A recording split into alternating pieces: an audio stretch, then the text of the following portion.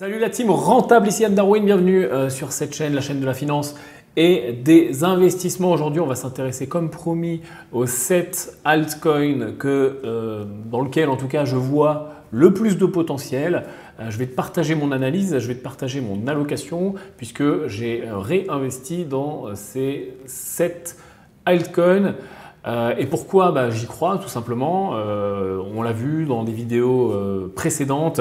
Je pense qu'il ne faut pas rentrer sur un marché vertical, enfin même pas je pense, on ne rentre pas sur un marché vertical, on cherche à rentrer plutôt comme un investisseur intelligent, voire même comme une grosse main, donc à rentrer sur des marchés plutôt horizontaux ou éventuellement sur une cassure. Donc je t'ai identifié 7 alts qui sont dans une configuration technique parfaite ou très bonne. Tu vas voir, je t'ai fait un classement et tu vas pouvoir investir dessus si tu le souhaites. Tu vas pouvoir être pas d'accord avec moi si tu le souhaites. Tu vas pouvoir glaner une idée ou deux ou en tout cas une méthodologie. Peu importe ce que tu vas trouver dans cette vidéo, je suis certain qu'elle t'aidera à avancer. En tout cas, je l'espère. Tant qu'on y est, on est au début là, hein. Donc moi ce que je te propose c'est de prendre le pouce, de lui péter la gueule, hein. Ça aide cette chaîne, ça aide au référencement, ça me rend heureux, ça me remplit de joie. Donc petit pouce et on va y aller. Alors juste parenthèse, là ce que je vais partager avec toi, je l'ai déjà partagé dans l'application Aria. Tiens, je vais juste te partager ce truc là, c'est gratuit. Tu vas voir, tu as une version gratuite et une version payante, hein, comme d'habitude avec plein d'applications. Là, avec la version gratuite, tu as droit à 10 idées de trading ou d'investissement parce que c'est une app sociale éducative qui s'intéresse et au trading au côté court terme, je t'en parle souvent, et aussi à l'investissement et au côté portefeuille, bon père de famille, RLT, etc., portefeuille long terme, avec au milieu aussi le position trading. Cette app, elle est là, tu la trouves App Store, Google Store, etc. Tu tapes Aria et Signal, tu vas la trouver. Et à l'intérieur, on partage, et je dis on parce que finalement je suis finalement qu'une pièce du puzzle. Il y a plus de 10 coachs, tous experts et tous professionnels de l'investissement. D'ailleurs, si je dois me classer dans le ranking, je suis loin d'être, comme tu le sais, comme d'habitude, hein, le meilleur investisseur, etc. Mais là, la beauté de ça, c'est que tout simplement, tu es accompagné par des investisseurs professionnels, des coachs, des gens qui ont de l'expérience de dizaines d'années et de centaines d'années d'expérience cumulée sur les marchés financiers. Et tu as ce côté dans ta poche, et ce côté application, et ce côté social. Tu vas voir, tu as un chat, etc. Tu as un espace de formation qui se situe ici, tu as des chats thématiques, etc. Et donc, tu as des idées de trading. Et donc, tu vois, moi, ce matin, celui que je vais te partager maintenant, je l'ai partagé, accompagné d'un audio, etc. Donc voilà, on partage des audios, on partage des plans, des idées, on partage des analyses techniques, on partage des analyses fondamentales, etc. etc. Donc voilà, c'était le petit instant pub, mais je pense que ça peut t'aider parce que tu verras que rien qu'en version gratuite, c'est déjà cool. Et tu as aussi ce côté plus exclusif puisque avant de faire cette vidéo, ça fait finalement plusieurs heures quand tu vas regarder cette vidéo, voire même plusieurs jours, que le truc était déjà disponible dans l'application Aria. Allez, sans plus attendre, je vais aller faire mon petit dessin, tu me connais, de Picasso, Picassiette. Le but du jeu là, dans les actifs que je t'ai identifiés, on va faire l'analyse ensemble. Tu le sais, j'aime beaucoup rentrer sur des marchés qui n'ont pas encore explosé. Et il y a des configurations qui sont souvent les mêmes et on va pouvoir reconnaître, on va avoir des indices. Et il y a des trucs qui vont se ressembler quand même et qui vont faire que quand on les additionne, tous ces trucs-là, en analyse graphique, en analyse technique, eh bien parfois on se rend compte que ça pète. Et ces facteurs-là, on se rend compte que c'est souvent les mêmes avant que ça pète ou que c'est souvent les mêmes une fois que ça a pété et qu'il y a plus de chances que ça aille plus haut. Donc c'est vraiment ça qu'on va viser. Mais personne n'est un oracle, personne sait tout sur tout et je ne peux que avoir des doutes sur le fait que ça pète, sur le fait que ça explose. D'où l'importance de l'allocation qu'on va voir à la fin. Je vais te partager aussi mon allocation sur ces altcoins-là. Tu vas voir comment je me suis réparti là-dedans. Je me suis réparti de 2-3 façons principales. La première, c'est que j'ai pas mis trop. Tu vas voir que j'ai mis pas grand-chose. Parce que je ne veux pas risquer trop de mon cash, trop de mon patrimoine, etc. Ça va être, tu vas voir, là c'est un portefeuille que je te propose qui est quand même très spéculatif. On va parler des notions de drawdown, etc. Je suis prêt psychologiquement, justement, à encaisser éventuellement un drawdown, si ça part dans le mauvais sens, que ça va faire un moins 30, un moins 40, peut-être pour plus tard monter plus haut, il ne faut pas que je panique et que je vende ma position, donc je suis en accord avec tout ça, et je suis en accord avec toutes les règles d'allocation, les bonnes règles d'allocation qu'on a vues, qu'on verra, qu'on voit toujours. Je te remets une vidéo là qu'on a fait il n'y a pas longtemps, dans le i et dans les notes de l'épisode, sur l'allocation d'actifs. Maintenant, c'est parti. Juste un petit tour sur Bitcoin. On a vu Bitcoin, bon, il a pété, hein, ce prix psychologique, il l'a pris, il a déglingué carrément les 50 000. Donc on va chercher les objectifs supérieurs. Il y en a un intermédiaire pas mal, là, aux alentours de 70-75 000. Et là, on est vraiment en découverte de prix. Pourquoi, là, dans mon portefeuille, le portefeuille que je vais te partager, et ces altcoins sur lesquels je suis rentré aujourd'hui, pourquoi je ne suis pas rentré finalement? Pourquoi je ne me suis pas renforcé sur Bitcoin? Pourquoi tu ne devrais pas rentrer sur Bitcoin? Parce que on est vertical là, on est dans du vertical, on fait des grandes bougies, et rentrer là, c'est finalement s'exposer à prendre ça. Parce que tu vois que ça arrive plein de fois, et tu vois que ça s'est arrivé aussi plein de fois en 2018. Enfin 2017-2018, sur le bull run, le précédent bull run. Donc, le truc c'est que rentrer sur un actif vertical, je ne le dirai jamais assez, c'est beaucoup plus dangereux, c'est beaucoup plus risqué parce qu'on est potentiellement plutôt proche du top, ou en tout cas on est plus proche du top que si l'actif n'était pas vertical, c'est mathématique, c'est comme ça. Il peut encore faire x10, mais statistiquement on est plus proche du top. Et on est aussi statistiquement, encore une fois, plus proche d'une correction possible, donc d'un drawdown possible, donc de problèmes psychologiques à se dire « Ah putain, je suis rentré au mauvais moment, faire n'importe quoi, etc. » Donc il est toujours plus simple d'aller chercher des actifs un petit peu plus plats. Pourquoi j'ai choisi les alts que j'ai choisis? Et pourquoi je n'ai pas choisi par exemple Swissborg, que je t'affiche là, dont on me parle tout le temps? Aussi pour cette raison, on va dire pour deux grandes raisons principales. Swissborg, tu commences à comprendre, c'est super projet, tout ce que tu veux, c'est génial, c'est très bien. J'ai absolument rien contre ce projet, je le trouve très bien. Par contre, il est vraiment vertical depuis 1, 2, 3, 4, 5, 6, 7, 8 semaines. Ok? Il y a une petite respiration, certes, mais enfin, on est quand même plutôt haut. Les volumes, ils ont bien pété aussi. Et puis, on n'a pas trop d'historique. C'est quelque chose qui est relativement nouveau. Et là, les alts que je vais te proposer dans cette vidéo, que je vais analyser, elles ont le mérite d'être pas trop nouvelles. Tu vas voir qu'on s'intéresse quasiment sur cette liste qu'à des projets pour lesquels on a un historique. Et notamment, on a déjà vécu un bull run, voire même 2, voire même 3 pour certains. Donc, ça va permettre de mettre des objectifs beaucoup plus faciles. Et l'objectif de base, c'est bien souvent le précédent ATH, les précédents sommets.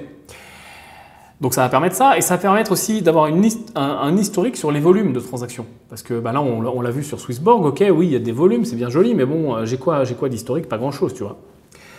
Là, on va avoir un historique qui est beaucoup plus grand, et donc on va pouvoir voir des variations peut-être plus cool. Maintenant, juste avant qu'on commence, on va y aller là, on est dans les starting blocks pour la première. Je vais encore une fois peut-être ne pas me faire que des amis avec cette vidéo. Pourquoi? Parce que tu vas voir qu'il y a certaines cryptos, et tu en as déjà aperçu certaines dans le début de cette vidéo, qui sont complètement soit mal vues, très mal vues, parce que le vilain petit canard de la crypto, ou soit avec des très mauvaises news récemment ou dans les mois passés. Et donc, là, comme ça, et notamment si tu es un crypto fanboy, tu vas me dire, mais Yann, là, ce que tu nous conseilles, c'est un petit peu nul. Alors déjà, je te conseille rien du tout. Je partage l'analyse que je fais pour moi. Je te le partage publiquement, tout simplement, si tu es ton meilleur conseiller. Mais surtout, c'est pas parce qu'il y a eu des mauvaises news que ça ne peut pas éclater, ça ne peut pas exploser, ça ne peut pas faire x10, parce qu'on rentre de plus en plus, et on le voit, dans un bull run et dans une débilité de marché. J'ai fait assez de vidéos sur le sujet pour que tu sois au courant, tu iras te promener sur la chaîne si tu es nouveau. On rentre dans une débilité de plus en plus forte de marché. Un marché débile, il en a rien à taper. Un marché débile, il est complètement émotionnel. Tu l'as vu peut-être sur GME, tu l'as vu sur tout ce qui se passe en ce moment avec les retail traders, les Robinhood, etc. Des mecs qui décident de poser sur un truc parce que ils ont décidé comme ça, et puis ils se mettent d'accord, et puis ça monte, ça explose. Mais l'actif derrière, il n'est pas du tout pricé de façon correcte. L'actif ne reflète plus du tout ce qu'il vaut. L'entreprise vaut 100 fois, 200 fois, 1000 fois, 10 000 fois ses bénéfices, c'est complètement débile. Parce que les marchés financiers sont capables de faire des trucs débiles. Les marchés financiers, et même les cryptos, etc., toute la finance au sens large, ne reflètent pas toujours, voire même plutôt souvent pas, la valeur réelle des actifs sous-jacents. qui sont tradées. Et notamment, là, les alts dont on va parler, même celles qui sont compliquées, même celles où il y a eu des mauvaises news, etc., sont complètement capables d'exploser dans un contexte de débilité de marché où le Bitcoin dépasse 50 000, 60 000, 100 000, peut-être 400 000, on l'a vu sur la vidéo de prédiction. Donc elles sont complètement capables d'exploser et avec un afflux toujours plus important de newbies qui arrivent sur ce marché, sur le marché de la crypto et qui, là je commence à voir des trucs, là tu sais, j'espionne un petit peu tout ce qui est groupe Facebook, forum et tout ce que tu as envie sur la crypto pour voir un petit peu les newbies ce qu'ils pensent. Là je vois des questions débiles. Genre, j'en ai vu une ce matin, tiens, si tout le monde veut vendre ses bitcoins, qu'est-ce qui va se passer? Tu vois? Si tout le monde veut vendre ses bitcoins en même temps, il va se passer quoi? Donc là, tu vois, je vois quand même, cette question reflète un niveau vraiment, je comprends rien, tu vois, à la finance en tout cas, hein, sans juger la personne. Qu'est-ce qui va se passer si jamais, voilà, j'ai pas l'argent pour acheter un bitcoin? Parce qu'un bitcoin, ça coûte 50K, moi j'ai pas, donc est-ce que je dois acheter autre chose? Tu vois, on est sur des questions comme ça. Donc il y a des gens qui disent voilà, tiens, ETH ça vaut moins cher, tiens, XRP ça vaut moins cher, moi j'ai moins d'argent. Du coup, je ne peux pas me permettre d'acheter ça, je vais me pousser là-dessus. Ou il y a des raisonnements aussi complètement simplistes, genre, je sais pas moi, un sel, ça vaut, on a déjà parlé de sel, tu sais que je l'apprécie bien. En ce moment, il est trop tard pour sel.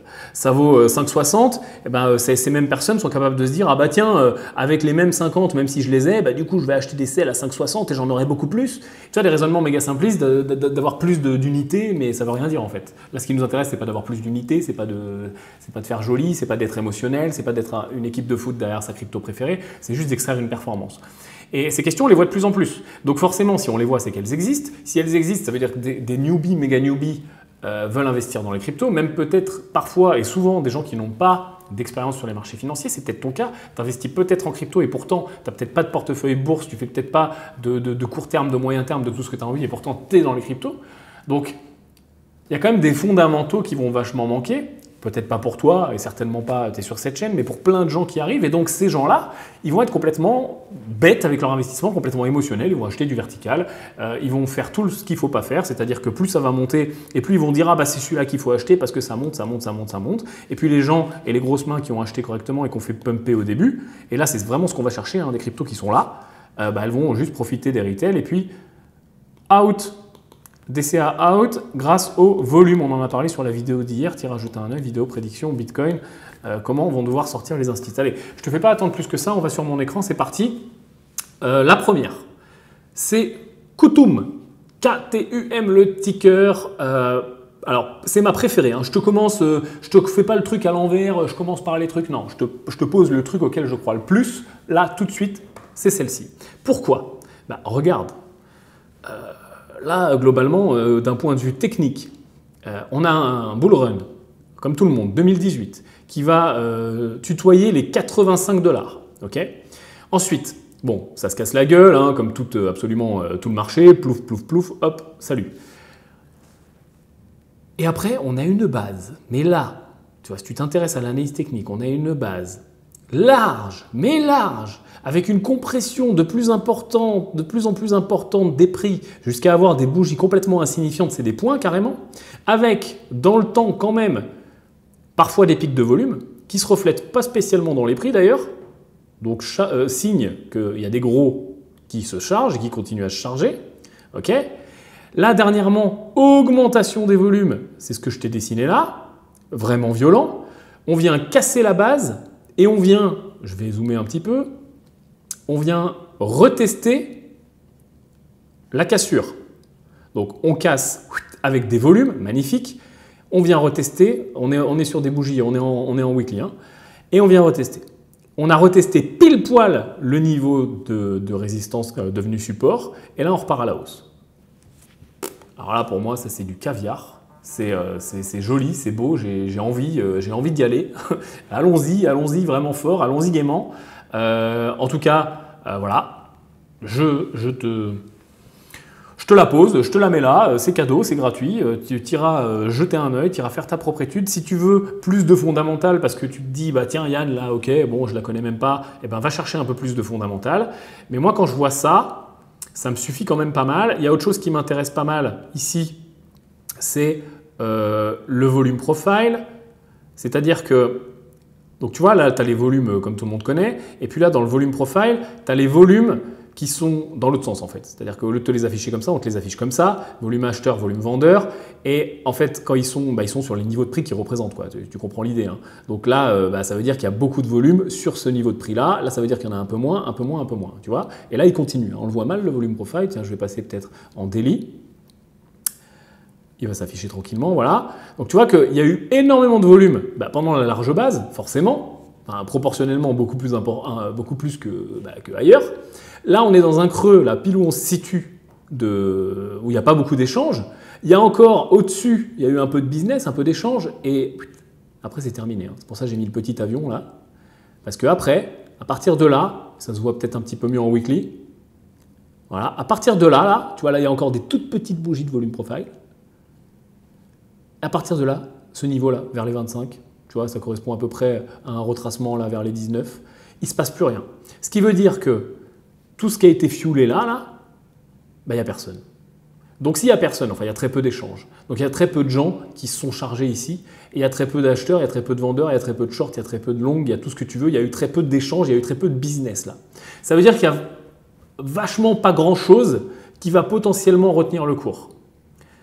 Tu vois, par exemple, quelqu'un qui aurait acheté trop haut ici pendant le bull run et qui attend impatiemment que ça vienne retoucher son prix, qui a mis un ordre et qui attend juste de sortir parce qu'il a eu de la sueur froide toute sa vie, qui viendrait, tu vois, et si on avait beaucoup de gens comme ça viendrait créer une résistance, etc. Là, il n'y a rien. Il n'y a rien sur le chemin de cette bestiole-là. Voilà, donc celui-là, c'est mon préféré. Ensuite, on continue. LSK. LSK, LISC. Donc LSK USD, exactement le même schéma. Boum, explosion. Alors cette première bougie là, c'est une erreur de calcul, hein. La première rouge, là, il ne faut pas la prendre en compte. Explosion, boum, bull run. On a touché target 41. Enfin, c'était 41 sur le dernier bull run. Ah oui, tiens, petite parenthèse là, tu as vu sur Kutum, j'ai mis la target pile sur l'ATH, sur LSK aussi. Tu vas voir que sur tous, j'ai mis la target pile à l'ATH. Pourquoi j'ai fait ça? Il y a peut-être potentiellement, j'en sais rien, plus de chances qu'on dépasse la TH. On le voit dans un bull run, le principe c'est quand même de faire des plus bas de plus en plus haut et des plus hauts de plus en plus haut. Le principe d'un bull run c'est ça, hein. Les plus bas augmentent et les plus hauts augmentent. Donc théoriquement le principe d'un bull run, même si on le dézoome super loin sur des années et le principe même d'un actif financier, même s'il fluctue, en effet c'est d'aller monter. Et pendant un bull run c'est encore plus violent, on va faire la parabole. Donc oui, théoriquement, il y a quand même pas mal de chances que plein d'actifs crypto dépassent la TH. On l'a vu avec le Bitcoin, on l'a vu avec Ethereum, on l'a vu avec avec pas mal en tout cas, pas tous, pas mal de crypto. Mais il y a quand même beaucoup d'alts qui n'ont pas encore fait leur ATH, et là, celles que je t'ai sélectionnées en sont très loin. J'aurais très bien pu mettre des targets débiles de ATH x2, retracement de Fibo, tout ce que tu as envie, les cercles, les machins, les trucs, l'astrophysique. Franchement, là, tu vas voir que sur les 7 que je t'ai sélectionnés, tous les ATH, on va les mesurer, sont entre x3 et x10. Franchement, ça me suffit complètement, hein. Si là, on explose x3, x10, en débilité de marché, etc., je ne vais pas demander mon reste, je vais même commencer à sortir avant, tranquillement, je vais suivre le mouvement, et puis il me restera peut-être au niveau de l'ATH une faible part encore de ces actifs-là. Je te ferai le suivi de ce portefeuille-là. Si ça t'intéresse, dis-le moi dans les commentaires, tu t'en fous ou pas, hein. Si tu veux juste une vidéo, dis-le moi. Si tu veux le suivi de ce truc-là, de ce portefeuille, je te montrerai, je l'ai acheté, je les ai tous achetés. Dans le temps, dis-le moi dans les commentaires. Et peut-être qu'au niveau de l'ATH, il me restera, je ne sais pas moi, 30%, 20%, 50%, ça dépend la peur que je vais avoir. Ça dépend, est-ce que je vais penser que le marché va être complètement débile, ça va dépendre du comportement, ça va beaucoup dépendre du comportement du Bitcoin dans le temps. Et arrivé à l'ATH, il me restera peut-être 10%, 20%, et je laisserai peut-être René au-dessus de l'ATH, 10%, 20%. Mais je pense que l'ATH, on a un historique dessus, on a des volumes, on a des comportements qui, dans le passé, sont arrivés, donc qui ont quand même plus de chances de nous donner des infos sur ce qui va se passer dans le futur. Ou en tout cas, on apprend des choses en le regardant. Donc je trouve que ce sont des bons objectifs tout simplement. Donc, ça fait une target pas dégueulasse, hein, sur LSK. On est à 3,43. On est pas du tout vertical, on a fait juste une belle bougie avec des volumes pareils qui augmentent, avec un intérêt, boum, on fait toujours la petite correction qui va bien. Et théoriquement, hein, ce qu'on voit sur ce genre de breakout, bah, c'est un pattern comme ça. Hein. C'est-à-dire que ça casse, ça vient toujours corriger un petit peu. Là, ensuite, ce qu'on veut voir maintenant, c'est que ça vienne diminuer le volume, ça vienne se resserrer comme ça, et boum, ça recasse. Ça recasse là, cette ligne. Et là, c'est reparti. Et là, on vient enchaîner, et c'est ce qu'on espère voir, et c'est ce qu'on a vu exactement sur d'autres actifs. Une fois qu'on a fait ce pattern-là, on vient enchaîner des bougies débiles, verticales, de plus en plus grandes. Et là, on commence à se poser des questions, et là, on commence à avoir peur, et là, on commence à prendre des profits. Donc, ce pattern-là, tu vas voir qu'il est... Enfin, on veut le voir. Et tiens, amuse-toi à remonter dans le temps. Là, regarde ce qui s'est passé sur Ethereum, regarde ce qui s'est passé sur Bitcoin, regarde ce qui s'est passé sur plein d'actifs qui ont été verticales. On fait souvent ce pattern-là de on vient tester, on casse, on vient retester, ça se contracte un petit peu et boum, ça explose. Hop, correction, contraction. Bon, là, on est en weekly, donc c'est un petit peu violent, on va passer en daily. Tac, tac, voilà, on est vertical. Correction, ça vient se resserrer. Bon, là, il y a une correction un petit peu plus grande, mais ça s'est bien resserré, tu vois. Et quand on vient casser la ligne de coup, bam, grosse bougie. Ce n'est pas super explicite ici. Allons peut-être trouver un autre endroit. Il faudra que je remonte super loin. Alors, remontons sur le dernier boule. Tac, sur Bitcoin. Qu'est-ce qu'on a ici? Tu vois? Là, on a une cassure intéressante, correction, ça vient resserrer, bam, ça recasse. Et après, bien sûr, plus tu vas descendre en unité de temps et plus ça va être visible. Bon, sur le Bitcoin, c'est peut-être pas le super exemple. Là, je te l'improvise, je ne l'ai pas cherché avant, tu m'excuseras, mais tu t'amuseras à essayer de reconnaître ce pattern, et notamment sur les actions, il arrive très souvent, où tu as une action, pareil, il ne se passe rien, les gens se chargent, large base, augmentation des volumes, ça se contracte, ça se contracte, ça se contracte. D'un seul coup, ça pète fort, grosse bougie, et puis bah, ça vient hésiter. Et là, il y a deux scénarios. Je vais te le dessiner, ça sera beaucoup plus simple. Large base, il ne se passe rien, ça pète, grosse bougie. Donc là, il y avait une résistance qui est pétée. Ensuite, ça vient hésiter, et là, il y a deux scénarios. Soit ça redescend, et c'était un faux signal, ce qui arrive souvent, et c'est le risque. Là, dans le portefeuille qu'on est en train de monter, ça peut tout à fait arriver.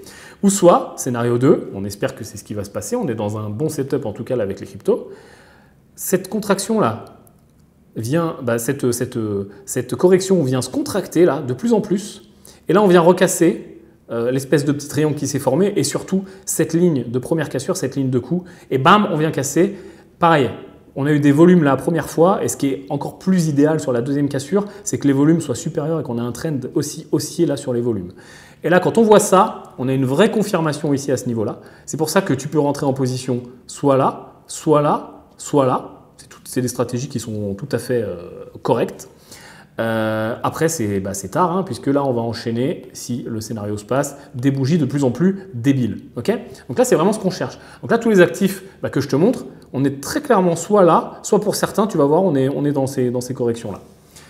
Et là, sur le LISC, eh bien, on est là. Okay, on est là, mais même idée, pardon, là, on est sur Kutum, sur LISC, on est là. On fait la petite correction, et qu'est-ce qui va se passer? C'est pareil, au niveau du volume profile, il ne se passe rien au-dessus de là. Hein. C'est très simple. Hein. Dès qu'on aura passé 6, 8 $, il n'y a plus rien, quoi. Il n'y a plus rien en face, il n'y a pas beaucoup de holders, il n'y a pas grand monde, à prendre des profits, il n'y a pas grand monde, voilà. Donc il n'y a pas grand monde, il n'y a pas grand chose qui nous retient jusqu'à le all-time high. Alors attention, ne me fais surtout pas dire que ça va y monter comme ça. Là, le dessin que je t'ai fait, il est complètement simpliste et je ne suis pas Madame Irma. Hein. Ça peut complètement hésiter, faire des corrections, etc. Et puis finalement changer d'avis. Si le Bitcoin, c'est toujours pareil, hein. C'est le Bitcoin qui va décider. Hein. Si le Bitcoin il arrête, il se stoppe à son plus haut. Et puis là, notre LISC, par exemple, dans mon exemple, il n'a pas eu le temps d'aller à son plus haut. Il en est là, par exemple, hein, il est là, c'est le Bitcoin le roi. Hein. Si le Bitcoin il commence à faire des moins 20, moins 30, t'inquiète pas que lui, il va suivre. Hein. Et peu importe ce qui se passe, peu importe si... non, il va suivre. Donc, il faut bien qu'on suive le Bitcoin. Quoi qu'il en soit, on joue sur de la stat, on joue sur des possibilités. Hein. L'actif suivant, alors c'est là que je commence à pas me faire des potes. XRP. Alors, j'ai même pas envie de me battre. Je vais pas rentrer du tout dans le fondamental. Si ça t'intéresse, une vidéo uniquement focus sur XRP, pareil, dis-le moi dans les commentaires. S'il y a vraiment beaucoup de demandes, je le ferai. Pas de problème. Et franchement, c'est une crypto qui m'intéresse. J'ai beaucoup cherché dessus. Je me suis beaucoup documenté depuis plusieurs années, 4-5 ans maintenant. Donc je commence à... Voilà, j'ai une bonne vision dessus. Après, je sais, c'est le vilain petit canard de la crypto. Les crypto fanboys détestent XRP parce que c'est l'arme, le bras armé des banques, etc. Tout ce que tu veux, on en a parlé hier. Hein. Moi, c'est pas du tout mon délire de dire le truc original de la crypto, on va disrupter les banques, etc. Les banquiers, c'est des enculés. Bon, je pense que voilà, c'est un autre débat. Donc XRP est très peu aimé. En plus, en ce moment, si on regarde le fondamental, oui, il y a la SEC, oui, il y a un procès en cours, etc.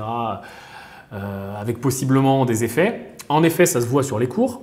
Puisque bah là, elle avait pété, hein, XRP avait pété en même temps que le Bitcoin, pour le coup pas trop en retard avec Bitcoin et Ethereum, contrairement au passé. XRP nous a montré dans le passé qu'il était très souvent en retard. Donc là, ça a pété proprement, ça c'était avant toutes les histoires de SEC, etc. Donc ça a pété proprement, exactement ce qu'on voulait voir. Là, je t'ai dessiné, tu vois, le premier niveau, donc celui-là on peut l'oublier, tiens, celui-là on va l'enlever.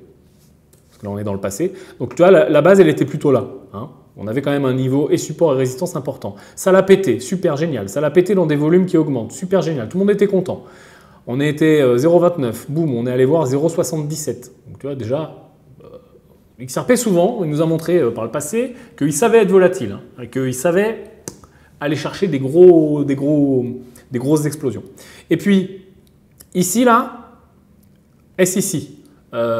Brad, t'as fait de la merde, oulala, security, pas security, on se réveille au bout de 7 ans, manipulation, pas manipulation, complot, pas complot, c'est un autre débat. Quoi qu'il en soit, on s'en fout. Ce qui nous intéresse, c'est que on s'est viandé bien méchamment. Parce que le marché a réagi tout simplement quand on t'annonce que la boîte qui est le holder principal de cette crypto et qui l'a créée, mise sur le marché, qui est censée l'utiliser et révolutionner le monde des finances avec, est poursuivie au bout de 7 ans d'existence, hein, c'est une des plus anciennes cryptos, hein, est poursuivie au bout de 7 ans d'existence par la SEC, donc le gendarme de la bourse, etc., forcément les investisseurs paniquent. Donc boum, grosse vente, gros volume vendeur. Et puis après, après, pareil, comme d'hab, hein. Voilà, on dérive, on consolide. Alors, ce qui est cool quand même, c'est qu'on n'est pas allé voir 0. Hein. On n'est pas allé voir des 0,10, on n'est pas allé voir des 0,5, des 0,06. Il y avait un très gros niveau à 0,06 historique. Non, on s'est quand même arrêté là. Hein. Et si on trace, on s'est arrêté là. Ouais, ok, on s'est arrêté là. On s'est quand même arrêté sur un niveau pas déconnant graphiquement, tu vois. Donc, oui, plein de gens ont annoncé la mort du XRP, tout ce que tu as envie, mais bon, force est de constater qu'il n'est pas du tout mort. Hein. Donc il est venu faire sa conso, et puis tiens, le bull run continue sans moi, hein. Je repars à la hausse. Donc il est reparti à la hausse, alors certes, voilà, mon concern c'est ça, tu vois, je t'ai mis le trait, il n'y a pas beaucoup de volume, je t'ai même mis un petit point d'exclamation là, qu'on ne voit pas. Voilà, le problème c'est que en effet, ça manque un peu de volume là, en weekly. Bon après, je suis sur Kraken, c'est peut-être pas l'exchange principal, mais bon, en général, hein, les volumes sur les gros exchanges principaux, ils sont quand même à peu près similaires. Donc voilà, pas dingue. Là, on est dans une grosse zone d'incertitude. Donc autant les deux que je t'ai montré avant, on est dans des super setups pour rentrer. Là, c'est parfait. On aurait pu rentrer en bas de la bougie rouge. Là, ça aurait été peut-être un tout petit peu plus génial, mais bon, là, c'est encore un super setup. Lisk, même délire. J'ai fait du Picasso aussi. On est encore dans un super setup. XRP, on est beaucoup plus dans l'incertitude. Pourquoi? Parce que ici, là, on a quand même une zone beaucoup plus grande. Et là, on peut consolider encore des semaines, des mois. On ne sait pas ce qui peut se passer. Donc, c'est beaucoup plus spéculatif. Il faudrait venir casser ici quand même pour confirmer les choses. Pareil, il y a très peu de volume au-dessus de 0,80. Donc, après, c'est la fusée. Donc, là, il y a deux stratégies.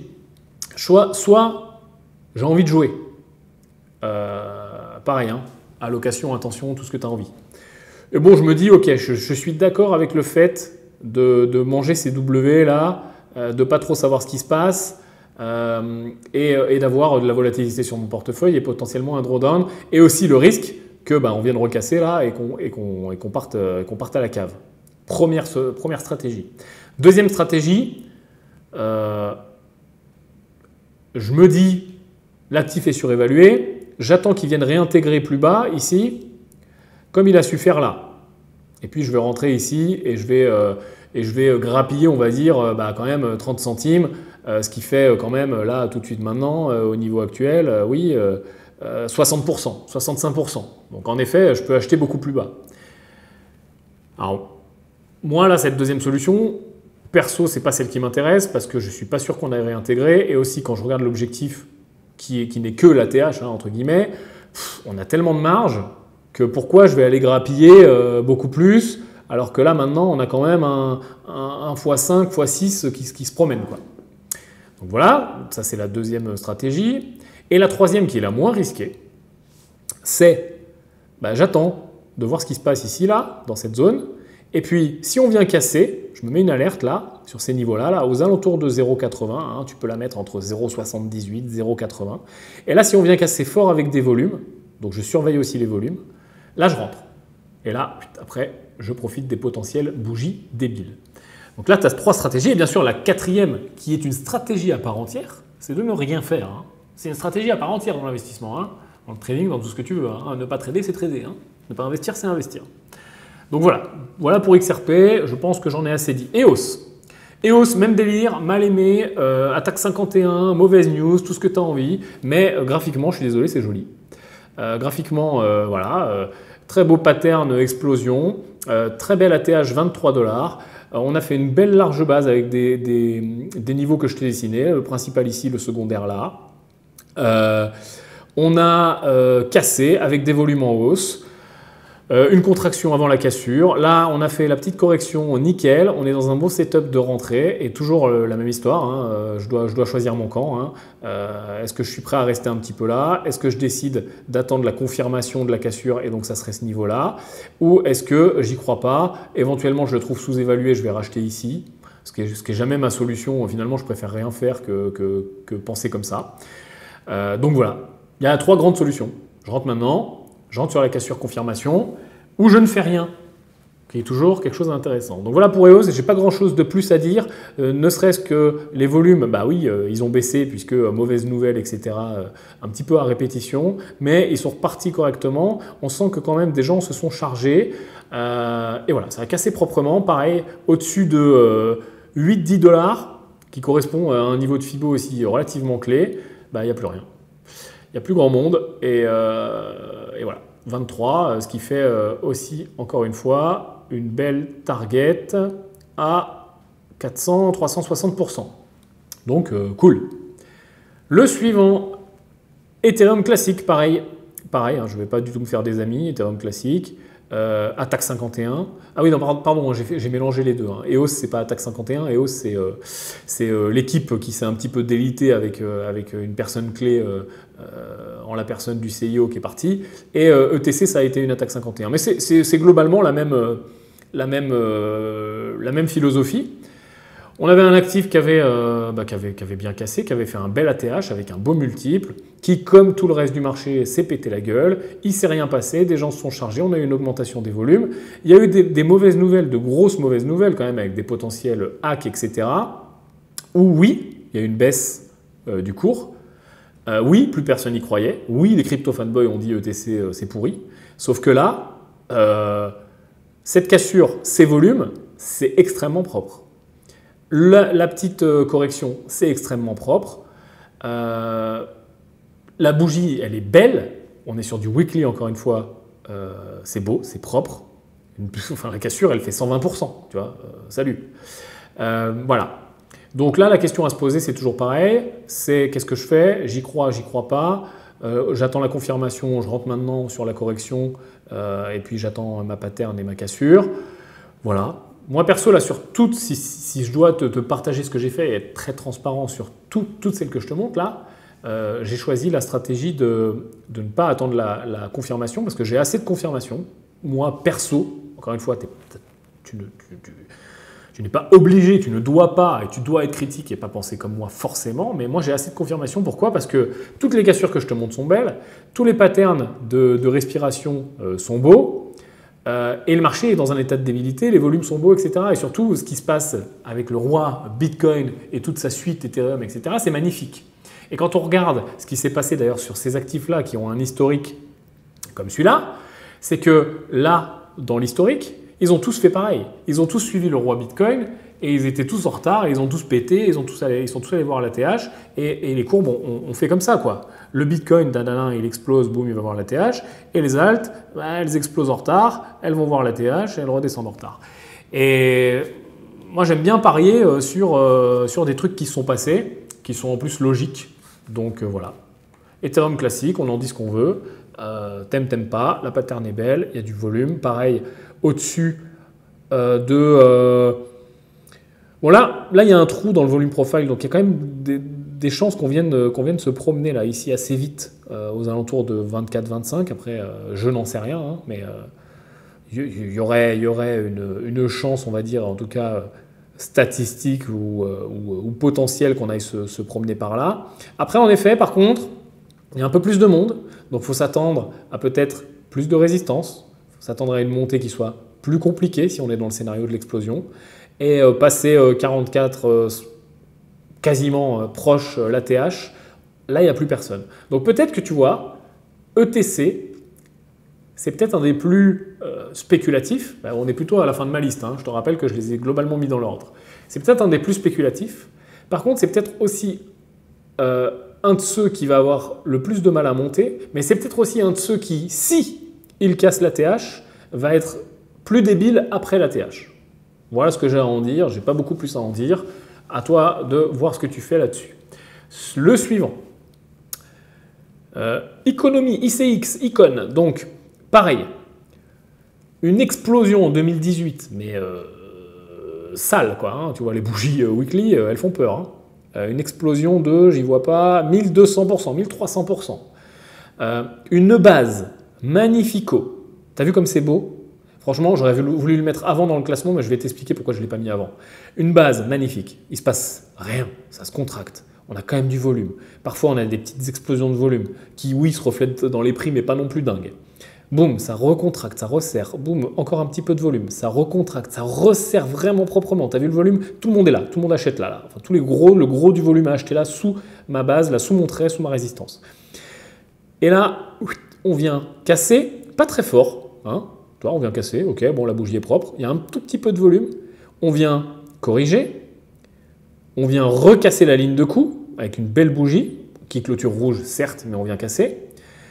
Hop, une verte qui clôture au-dessus, donc cool, et encore une énorme bougie, donc là on pourrait mettre un niveau intermédiaire ici, un autre niveau intermédiaire ici, et là, méga cassure, boum, volume qui augmente encore. Et là, on commence à aller là où il n'y a plus personne, hein, toujours pareil, et donc avec des bougies qui deviennent de plus en plus débiles. Donc j'adore la configuration, je la trouve très cool. Le seul truc qui fait que je l'ai mis un petit peu à la fin de mon classement, c'est qu'on est un peu tard. Là, on est un peu tard, on rentre quand même sur un truc qui est vertical. Pourquoi je l'accepte encore et pourquoi moi j'ai pris le pari ? Encore une fois, parce que j'ai fait une allocation et donc l'allocation me protège. Encore une fois, parce que je n'ai pas mis trop d'argent. Je suis resté vraiment calme sur cette allocation et sur cet actif et même sur tout le portefeuille que je suis en train de te présenter. Et aussi parce que, oui, il est un petit peu vertical. Bon, en daily, ça fait quand même un petit peu moins peur. Tu vois, c'est joli, quoi. Pardon, c'est joli. On a un beau trend là qui est en train de se dessiner, donc ça fait moins flipper en daily. Et on a un potentiel, mamma mia, à 13. La TH est à 13. On est à 1.9. Alors en effet, le bon gars, et là je m'en veux un peu de ne pas être rentré là. Le mec qui est rentré là sur cette case, sur le début des volumes, allez, franchement, c'était super ok psychologiquement de rentrer par là. Ah, c'était un peu plus beau, hein. Tu étais à 0,80, 0,90. Bon, là, tu rentres en retard. On rentre en retard. Si on rentre là-dessus, on rentre en retard. En effet, on rentre un peu en retard. Après, force de l'allocation, target, tout ce que tu as envie. Voilà pourquoi il est plutôt à la fin de mon classement. Et puis, on va suivre ce qui se passe. Et le dernier, TRX. Donc, TRX, même histoire, hein, je ne te la raconte pas. Avec les choses qui changent, là, c'est une méchasse sur le plus haut historique comme Jaja. Donc lui, pareil, il était bien en retard et il a explosé, mais salut, en l'espace de 2 semaines, d'une semaine. En une semaine, il nous a fait un 823%, donc pareil. Voilà, hein, quand on va commencer à voir ça, il faudra fuir très fort et très loin. C'est d'ailleurs pour ça que tout le monde a fui, hein, ça a fait une telle mèche. Par contre, belle large base, 2 gros niveaux, un premier qui a été cassé par là, attends, je vais te faire ça mieux, un premier qui a été cassé ici, avec un petit peu de volume, ok, ça c'est venu corriger, c'est venu contracter, ça a corrigé, contracté plusieurs semaines, c'est bien, moi j'aime bien quand ça fait ça plusieurs semaines, et là on casse avec une belle verte. Par contre, bon, les volumes ils sont pas ouf, hein, parce que TRX c'est pas non plus le truc, voilà, donc les volumes sont pas ouf.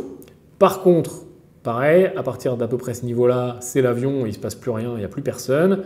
Ce qui fait que quand même, s'il y a 0,14, 0,12, il n'y a plus personne, et que le all-time, il est à 0,35, voilà, avec un actif qui en effet n'est pas spécialement bien vu, qui n'est pas spécialement tradé, pas beaucoup de volume, donc qui est vachement inconnu, et plein de gens qui sont en train de faire exactement comme moi, qui cherchent à être les plus malins, et qui font exactement le travail qu'on est en train de faire là. Je me dis que si moi je le vois, plein d'autres investisseurs, plein d'autres spéculateurs vont le voir et qu'il y a un potentiel. Alors en effet, c'est le dernier de ma liste du fait de ces volumes-là qui ne sont pas assez importants pour moi. Mais voilà, toute petite part d'allocation. Tiens, on va le voir maintenant, je vais te montrer mon allocation. Toute petite part d'allocation, voilà, petit trade spéculatif. Voilà mon alloc.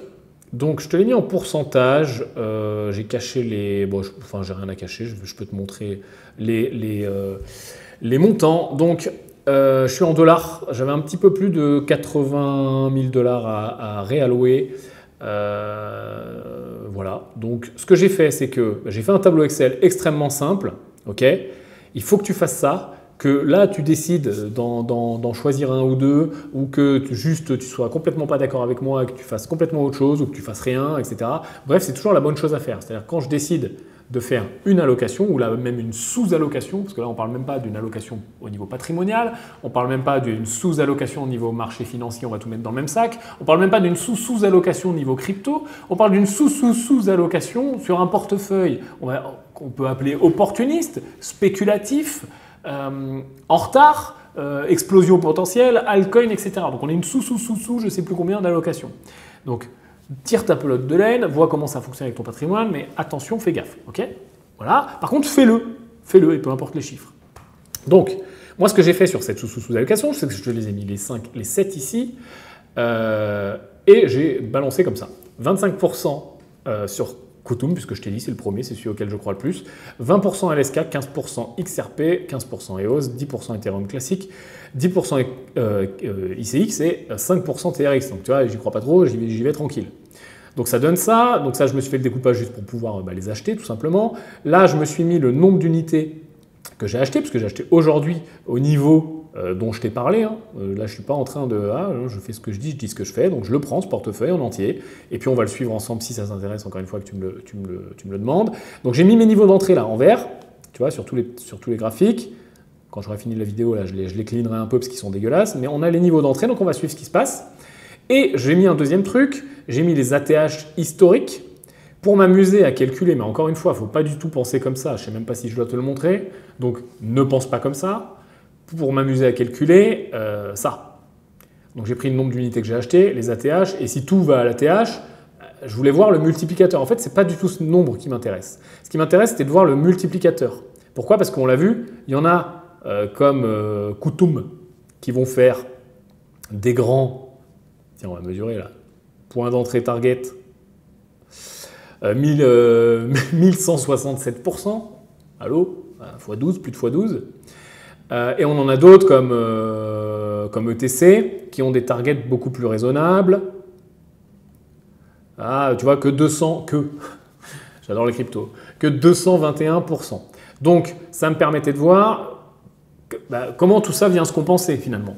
Et on voit que sur la totalité de ce portefeuille, encore une fois, magie de l'allocation, ça donne un x10 Alors qu'il y en a qui sont beaucoup en dessous, etc. Bah, ça, c'est grâce à cette allocation et à tout ça. Donc ça, on va le cacher parce qu'on s'en fout. Voilà. Mais ce qu'il faut comprendre, c'est ça. Et peu importe où tu investis, dans n'importe quelle classe d'actifs, c'est ce qu'il faut faire. Donc, moi, j'ai trouvé sympa là, de le jouer carte sur table avec toi. J'aime pas trop faire ça parce qu'il y a toujours des gens qui vont dire c'est trop, c'est pas assez, tu te la pètes, ou de la jalousie, ou alors au contraire, c'est ridicule, ou tout ce que tu as envie. Donc, j'aime pas trop faire ça. Par contre, je voulais qu'on soit transparent et je voulais pouvoir le suivre avec toi et dans l'application Aria avec tous les gens à l'intérieur. Tu peux la télécharger. Et aussi avec YouTube. Voilà, tout simplement. Ben, j'en ai fini. Voilà. Si tu veux en savoir plus sur la crypto, ben, promène-toi sur la playlist crypto sur cette chaîne. Prends le temps de faire tes analyses. Prends le temps d'être ou de ne pas être d'accord. Mais je pense que là, on est sur... En tout cas, moi, avec tous mes critères sont tous OK là, sur cette allocation-là, sur tous ces actifs-là. On ne rentre pas sur du vertical, on rentre sur des bons setups, blablabla. Je ne te refais pas la vidéo. Qu'est-ce qu'il faudrait faire là? Ah oui, pouce. Bim! Casse la gueule du pouce. Putain, mais tu suis pas. Casse la gueule du pouce. Tant que le pouce n'est pas cassé, on continue. On est là. Je te dis à très bientôt la team. Ciao!